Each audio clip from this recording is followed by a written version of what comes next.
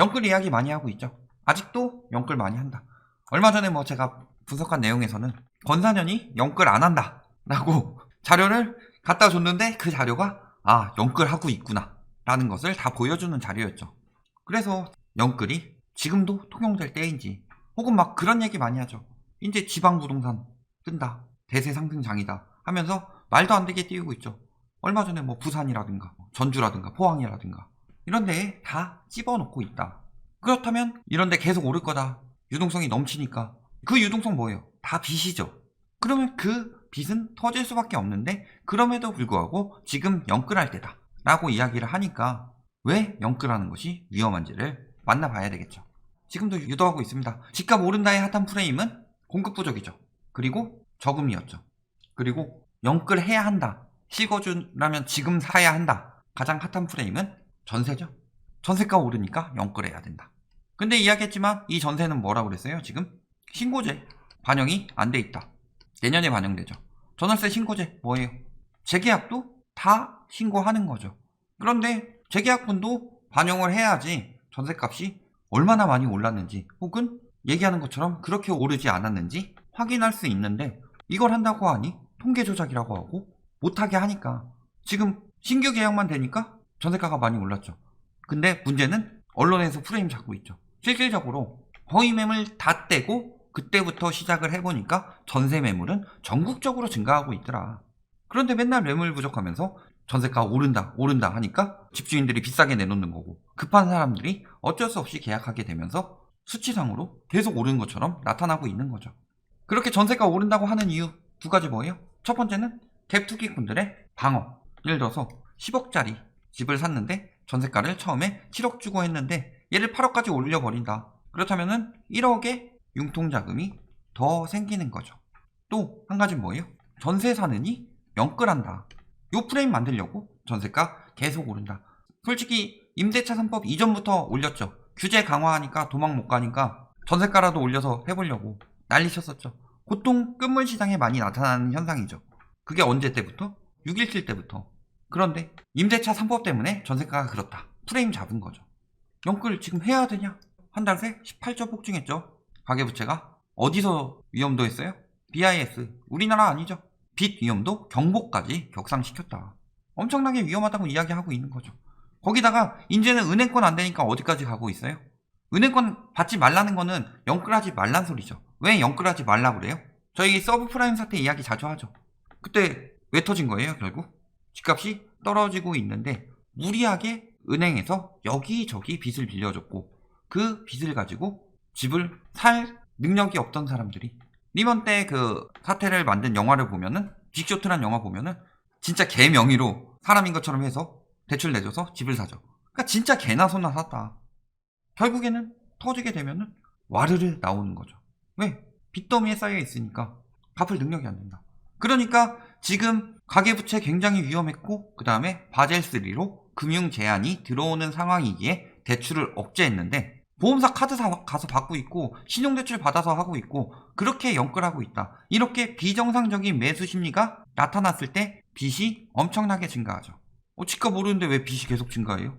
파는 사람이 다시 사면은 빚이 증가할 일 없는 거 아닌가요? 파는 사람이 다시 안 사니까 문제죠. 무슨 소리예요? 파는 사람은 차익 남기고 도망가고 있고, 사는 사람들은 계속 빚내가면서 점점 더 비싸게 사고 있다. 빚으로만 가격을 띄우고 있다는 거죠.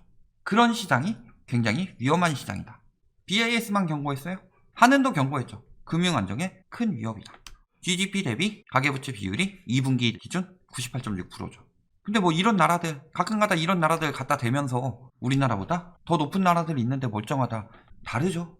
우리나라는 750조 원에서 800조 원에 해당하는 전세 보증금이란 부채가 있죠. 저 나라들도 보증금 있지 않아요? 전세 한 1억 집이면 월세를 하면 보통 보증금 얼마나 내요? 많이 내야 한 1,000만 정도 되죠. 그리고 나머지를 월세로 충당하죠.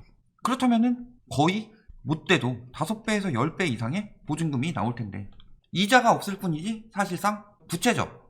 이자 없으니까 문제 안 되는 거 아니에요? 당연히 문제되죠. 왜 무너졌어요? 서브프라임 때. 돈을 빌려준 기관이 돈이 회수가 안 되니까 무너진 거죠. 그렇다면 이 기관에다가 돈을 빌려준 기관도 또 무너질 수 있죠. 이렇게 연쇄적으로 무너지다가 어느 순간에 딱 멈추게 되는데, 이러면서 피해가 누적이 되는 거죠. 그렇다면 어떻게 될까요? 전세 같은 경우는, 우리나라 같은 경우는 오히려 더 심각하죠. 오히려 떠넘겨 버리잖아요. 그렇다면은 가계 대파산이 날 수가 있죠. 얘가 전세보증금 돌려주지 않아요. 한 놈이 자기가 무너져서. 그러면은 집값이 떨어져서 깡통 전세 나서 안 돌려주고 만다. 그러면은 얘는 어차피 갭만 투기했기 때문에 자기 돈 다 날렸죠. 여기 전세 사는 사람 전세보증금 경매 나갈 때까지 못 받고, 경매 나가더라도 다 못 돌려받고, 그런 상황이 오는 거죠. 한번 무너지기 시작하게 되면 굉장히 많은 가구가 한꺼번에 무너질 수가 있다. 전세보증보험이 있어서 괜찮지 않아요? 물론 전세보증보험이 괜찮긴 한데, 이렇게 연쇄적인 파산이 일어났을 때 그 보증보험사에서 가지고 있는 돈이 얼마나 되겠느냐. 여기 역시도 승수효과로 늘려놓은 상황인데, 보증보험만 100% 믿는 것도 위험한 상황이죠. 한꺼번에 무너지면. 그때쯤 되면은 전세 연장하거나 하면은 위험할 수 있죠. 가계부채 폭증, 위기 경보음 계속 올리고 있죠. 3분기 처분 가능 소득 증가율은 3.2%다. 처분 가능 소득이 뭐예요? 예를 들어서 내가 월급을 한 300만 원을 받는다. 이렇게 칩시다. 그렇다면은 내 소득은 300만 원이다. 이렇게 이야기할 수 있겠지만, 여기서 빠져나가는 거 있죠. 월급이 로그인 하셨습니다. 퍼가요. 월급이 로그아웃 하셨습니다. 그래서 세금이 있겠죠. 대출, 이자도 있겠죠. 원리금 등등 기본적으로 빠져나가는 돈이 있죠. 다 빠져나가고 났더니 200만 원이 남아요. 그렇다면은 내가 내 마음대로 처분이 가능한 소득이다 해서 이 소득을 처분 가능 소득이라고 하죠. 즉 실질적으로 뗄 거 다 떼고 내 손에 들어오는 돈은 3.2% 증가했다. 그런데 부채만 급속히 증가하고 있죠. 경제 위기는 항상 언제 온다? 과도한 부채 누적으로 온다. 소득이랑 부채가 동시에 증가한다. 이럴 경우라면 사실 괜찮은데, 그렇게까지 위험하지 않을 수도 있지만, 소득 증가는 요만큼 되는데 부채는 이만큼씩 증가하고 있다. 그렇다면 굉장히 위험한 거죠. 그러니까 지금 금융당국에서 은행들에게 대출 쪼이고 있죠. 어떤 것들이 있어요? 대출, 상품, 판매 중단하고, 한도 축소하고, 우대금리 혜택 없애고, 이런 거 있으면은 너무 많이 빌리죠. 거기다 소득 대비 대출 비율, 이런 것도 검토 중이다. 그 정도로 지금 우리나라가 가계부채가 위험한 상황이다. 거기다가 뭐 들어온다고 그랬어요? 바젤3. 그래서 기업대출 비율 맞추기에 비상이 걸렸다. 그 전에 예대율 조정할 때 기업의 경우는 위험 가중치를 85%로 하향하고, 가계의 경우는 115%로 상향했죠. 그래서 당연히 가계 대출을 축소하고 기업 대출의 비율은 늘려야 하죠. 그래야지 같은 돈을 빌려주더라도 위험도는 더 낮고, 오히려 기업 대출을 더 많이 빌려주고 가계를 덜 빌려주게 돼서 돈을 더 빌려주더라도 위험도는 낮고 이자는 더 받을 수 있다. 이런 상황이 되는 거죠. 그러니까 은행 입장에서도 당연히 조정해야 된다. 그리고 은행권 자체에서 바젤3 비율을 맞추기 위해서는 금융당국과 약속했던 비율을 맞춰야 되기도 하고요. 그러니까 지금 신용대출 막혔죠. 15일부터 마지막 날까지 직장인 신용대출을 아예 막아버렸다. 비대면 신청 받지 않는다. 이런 식으로 은행권에서 대출 상품을 없애고 있다는 거, 대출 총량 관리에 들어가고 있다는 거죠. 그러니까 당연히 금리도 상승시키죠. 시중금리를 상승시켜야 되겠죠. 대출을 회수하려면. 근데 무작정 상승시킬 수는 없는데, 시중금리에 영향을 주는 거 뭐예요? 금융채금리 5년, 6개월 둘 다 지금 최근 잠깐 떨어졌지만 오르고 있는 추세죠. 전체적으로 6개월은 말할 것도 없이 계속 오르고 있고, 거기다가 국채금리 오르고 있죠. 기준금리 상승에 압박을 넣을 수가 있다. 기준금리 상승에 압박 넣는 것들이 물가 상승률이랑 국채금리잖아요. 그래서 미국도 국채금리가 오르는 걸 보고 기준금리 인상이 빨라질 수 있다. 그런 이야기 하는 거고, 왜 대규모 부양정책이 기준금리를 올리게 되는가, 그런 이야기들이 나오는 거죠. 금리가 올라가고 있어요. 얘네는 시중금리의 선행지표죠. 그러니까 쟤네가 오르고 있다는 거는 앞으로 금리는 오를 것이다. 저금리 끝났다 라는 거죠. 기준금리를 아무리 낮춰놔도 시중금리는 슬금슬금 올릴 것이고, 그 다음에 지금 백신 이야기 나오고 여러가지 이야기 있는데, 물가가 어느 정도 회복하게 되고, 그렇다면은 이렇게 자산시장에 낀 거품은 어느 나라든 잡으러 들어갈 것이기 때문에, 미국 같은 경우가 대표적으로 그렇죠. 그래서 미국에서 지금 잡으러 들어갈 것이다. 그렇게 된다면 우리나라는 당연히 영향을 받을 수밖에 없죠. 그러니까 지금 이런 얘기들 많이 나오죠. 집값 조정기가 더 걱정이다. 오를 때보다 떨어지는 게 국가적으로 더 문제예요. 자꾸 이런 식으로 유도하고 있죠. 좀 정치적인 이야기도 하고 있죠. 집값이 떨어지면 드디어 성공했다. 쾌재를 부르다 위기 걸릴 타이밍을 놓칠 수도 있다. 이런 이야기 하고 있고, 일본 같은 경우 부동산 가격이 급락하면서 은행 부실화됐다. 이런 이야기 하고 있죠. 언제부터 일본이 포퓰리즘이었어요? 과거 일본에? 그러니까 지금 집값 떨어지면 위험하다. 그 이야기하는 거 오를 때는 그 위험도가 보이지가 않죠. 근데 막상 수술을 들어가서 보면은 수술 들어간 상황이 사실상 더 위험하죠.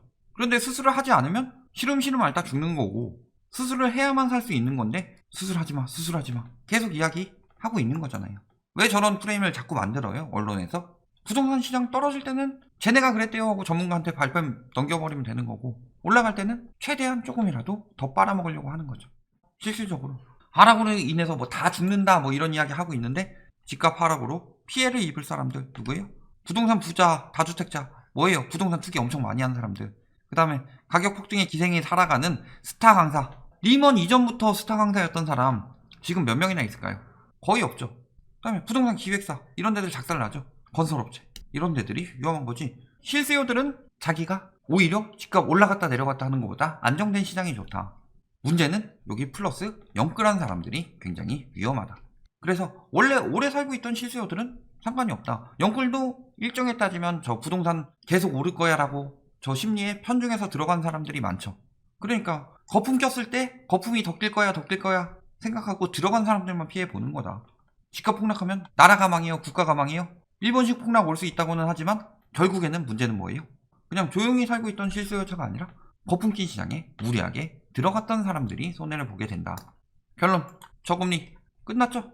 바닥 찍었어요. 집값은 뭐 조금만 하락폭이 줄어들어도 바닥 찍고 반등하나 이런 식으로 이야기하는데, 금리는 이미 2달째 오르고 있는데 생각보다 그렇게 기사가 많이 나오지 않더라. 왜? 밀어붙일 프레임이 하나 줄어드니까. 저금리는 끝났죠. 그러면 누가 위험해요? 영끌, 그리고 갭투기가 위험하다. 영끌은 자기 자신이 위험한 거고, 갭투기는 뭐가 위험해요? 세입자들이 전세자금 대출 풀로 받고 신용대출을 플러스로 받았는데 신용대출은 못 받고 전세자금 대출도 이자가 올라가 버려서 풀로 못 받게 된다. 그렇다면 당연히 전세가 떨어질 수밖에 없죠. 그러면 갭투기 위기 오는 거다. 역전세로 인해서. 근데 문제는 뭐예요? 높은 가계대출 비율이죠. 가계대출이 너무 높기 때문에 어느 정도라면은 뭐 몇 명 피해보고 넘어가고 어느 정도만 피해보고 넘어갈 수 있겠지만, 이 정도의 가계대출은 굉장히 떨어지기 시작하면 크게 휩쓸 것이다. 그러니까 다시 한번 말씀드리지만, 영끌 한 사람들 지금 위험하고 풀로 다 받아서 내 있는 돈 진짜 생활비 빼고는 다 저기 이자로 내고 세금으로 내고 있다 라는 사람들은 진짜 이제 큰일 난 거고, 영끌 할까 고민하는 사람들 조심하세요. 왜? 항상 중요한 건 뭐예요? 집을 사는 거는 평생을 두고 굉장히 중요한 선택이죠. 투기하는 인간들 말고. 그런데 집값이 이렇게 될 상황이에요. 원래는 이렇게 올랐어야 되는데 괴리가 이렇게 된 거죠. 뭐 이렇게도 아니고 뭐 앞으로는 이렇게 조금 오르다 떨어질 상황이죠. 왜? 수요가 줄어드니까. 그런데 여기서 요만큼 더 오른다고 해서 여기 사는 것이 과연 맞는 일이냐. 근데 여기서 요만큼 되니까 실수요들 여기서 사세요. 그래서 좀 팔아먹고 여기서 사세요. 지금 거의 여기까지 왔는데도 지금 사라고 하고 있어요. 내년 되면은 굉장히 여러 가지 복합적인 악재들이 터지고 있는데, 그러니까 절대 지금처럼 거품이 많이 낀 시장에서는 특히 부동산 같이 몇 년치 막 연봉이 한꺼번에 날아가고 평생을 벌어도 될 돈이 날아가게 되는 위험이 있으니 절대 영끌하지 말고 지금은 기다려야 할 때다. 다시 한번 말씀드리겠습니다.